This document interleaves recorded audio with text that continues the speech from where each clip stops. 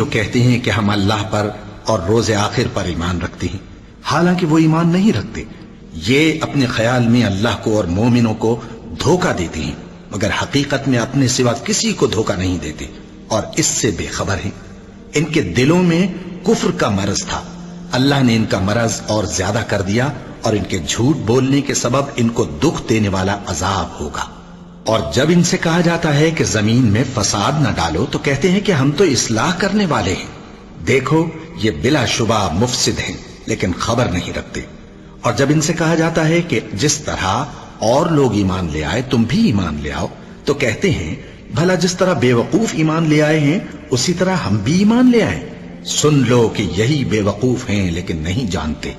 اور یہ لوگ جب مومنوں سے ملتے ہیں تو کہتے ہیں کہ ہم ایمان لے آئے ہیں، اور جب اپنے شیطانوں میں جاتے ہیں تو ان سے کہتے ہیں کہ ہم تمہارے ساتھ ہیں، اور مسلمانوں سے تو ہم